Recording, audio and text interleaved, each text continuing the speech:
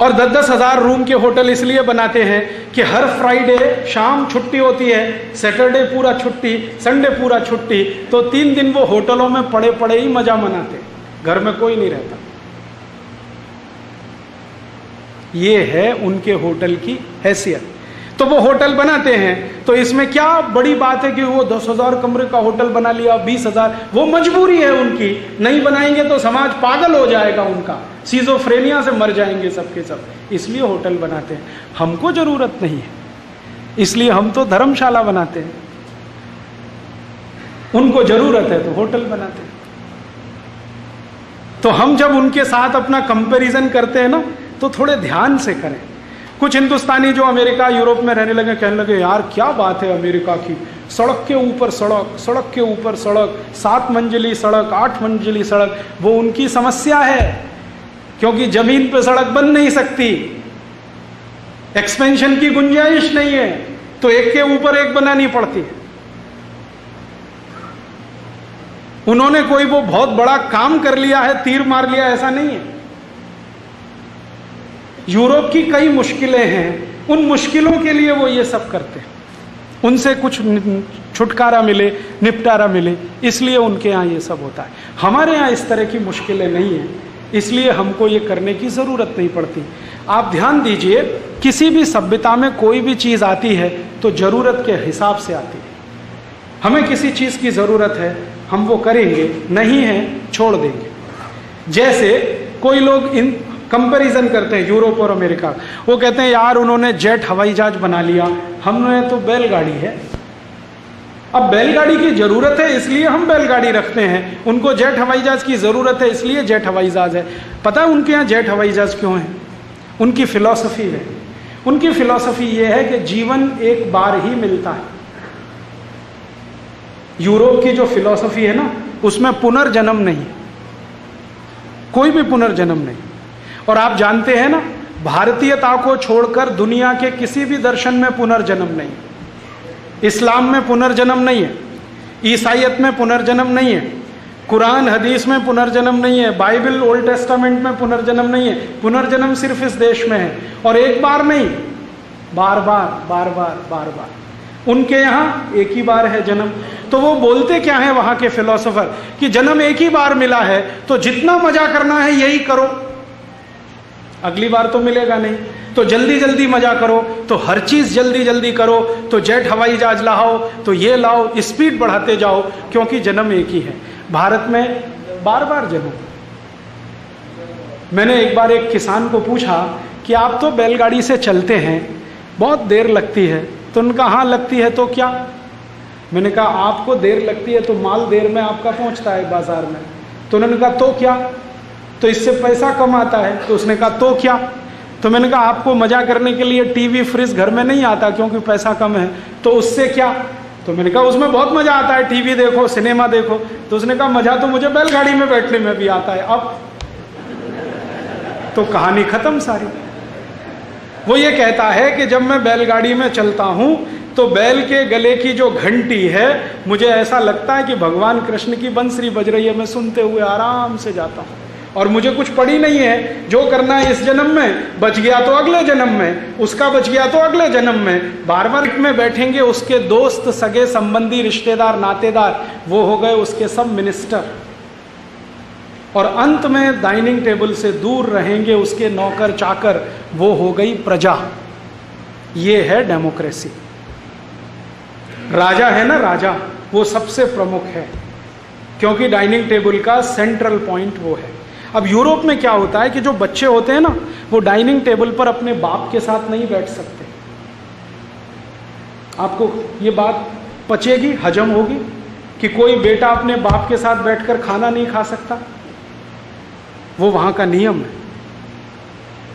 बाप खाना खाएगा अपने दोस्तों के साथ, फिर बच जाएगा तो बेटे खाएंगे, और अंत में बचेगा तो नौकर चाकर, और सबसे अंत में उसकी पत्नी खाएगी। ऐसी है उनकी व्यवस्था। बाप के साथ बच्चे खाना नहीं खाते। कभी कभी साल में 1-2 दिन ऐसे आते हैं जब बच्चों को अपने बाप के साथ बैठकर खाने का अधिकार है, और वो दिन है क्रिसमस। उस दिन वो अपने बाप के साथ बैठ के डाइनिंग टेबल पे खाना खा सकते हैं। बाकी किसी दिन भी नहीं। क्यों? क्योंकि बच्चे और माँ दोनों की हैसियत परिवार में नीची है।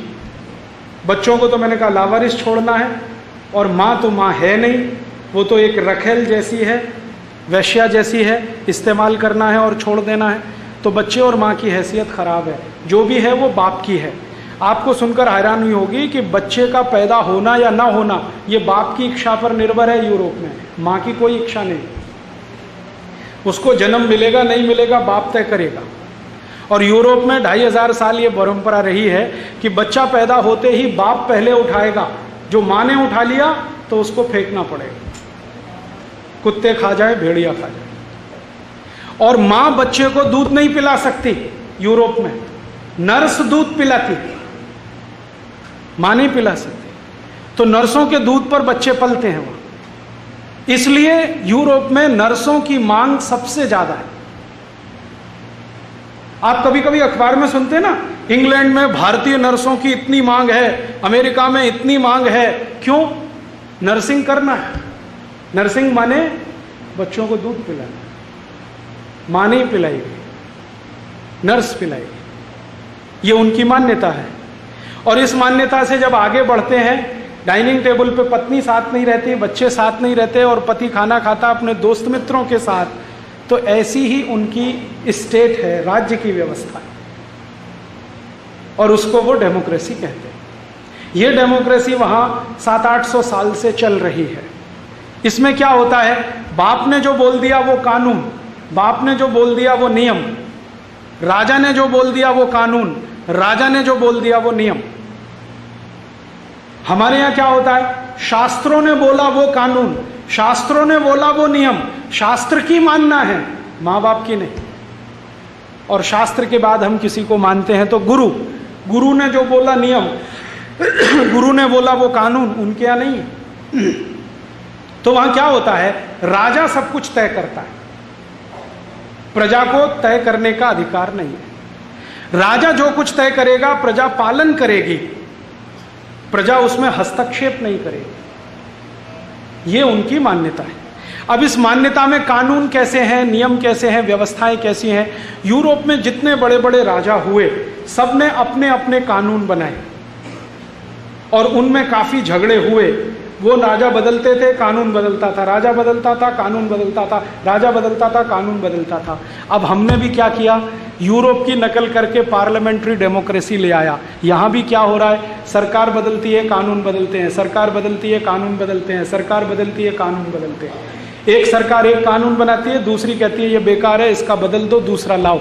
हमारे यहाँ जो धर्म शास्त्रों के आधार पर सनातन सत्य था, जो कानून में माना जाता था, वो सब हट गया।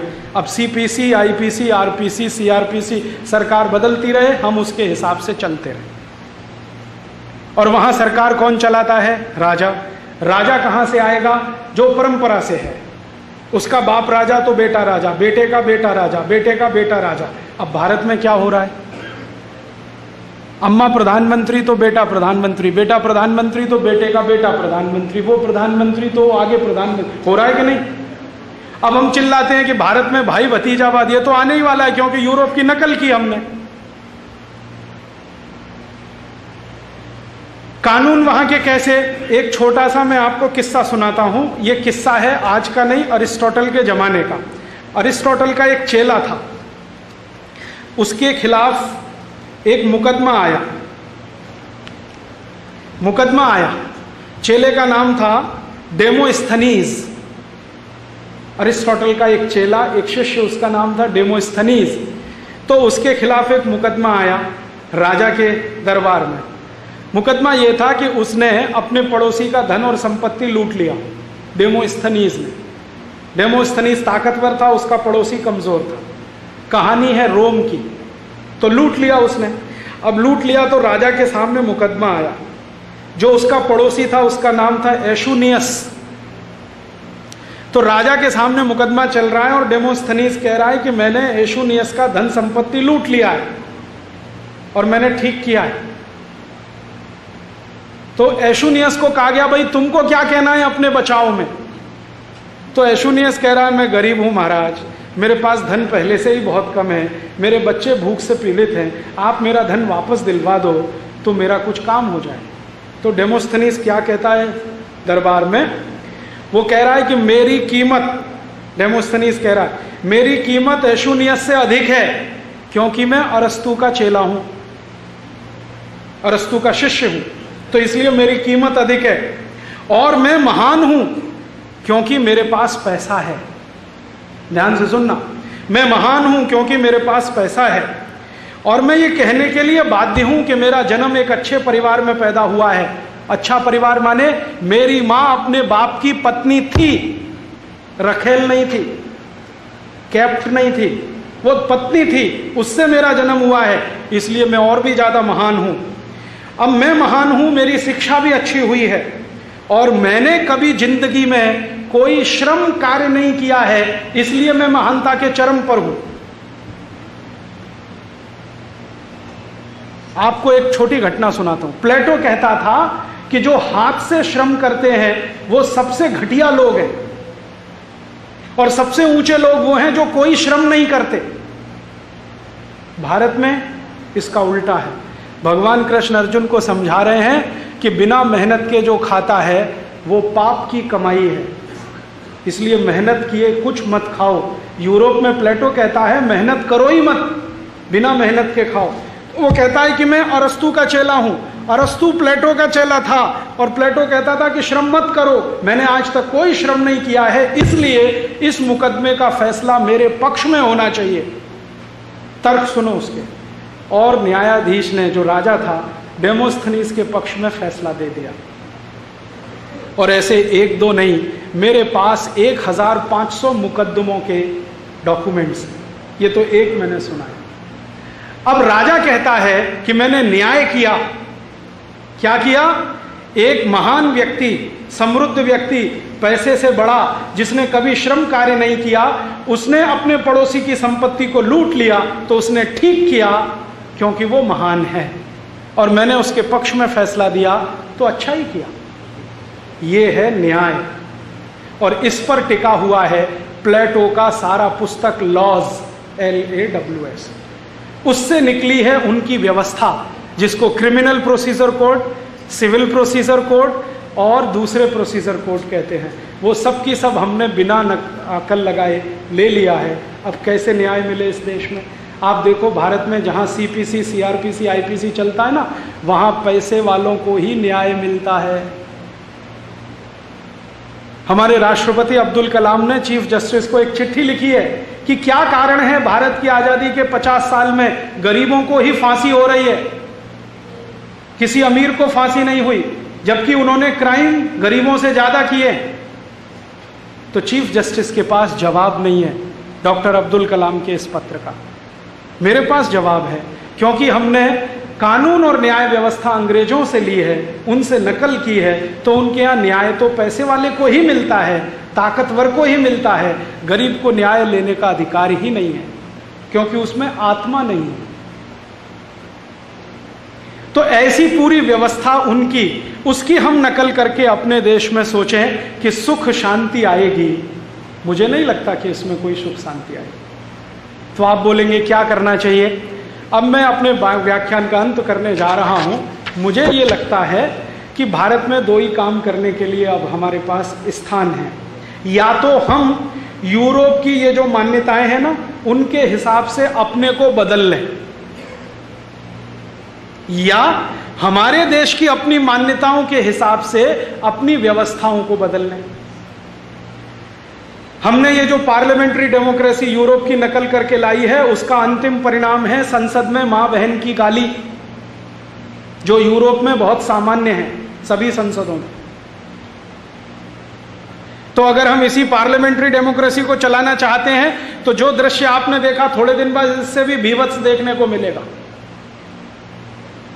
तो आप तय कर लीजिए कि यही चलाना है, तो अपने को यूरोप के हिसाब से बदल लीजिए, और ये मान लीजिए कि न्याय पैसे वाले को ही मिलेगा, अन्याय हर गरीब को झेलना ही पड़ेगा, सुख सुविधाएं पैसे वालों को ही मिलेंगी, गरीबों को तो दुख और दुख में से ही निकलना पड़ेगा।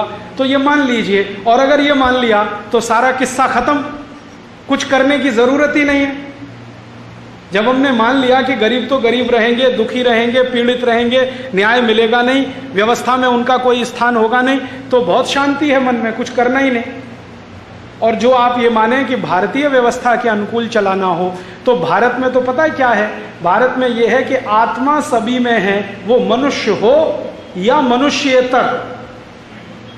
चींटी में भी आत्मा है, मक्खी में भी आत्मा है, मनुष्य में भी है, स्त्री में भी है, पुरुष में भी है। और हमारी मान्यता है आत्मा सबकी समान है, किसी की बड़ी और छोटी नहीं है। जब आत्मा सबकी समान है और सब में आत्मा है, तो हमें हमारी व्यवस्था इस हिसाब से बनानी पड़ेगी जिसमें हर आत्मा को सम्मान मिले और न्याय मिले। उनके यहाँ आत्मा ही नहीं है, स्त्री में, मजदूरों में आत्मा नहीं है, तो उनकी व्यवस्था उनके हिसाब से वो बनाएंगे। वो अपनी व्यवस्था बनाएं, चलाएं, उसमें खुश रहें, हमें उनमें कोई आपत्ति नहीं है।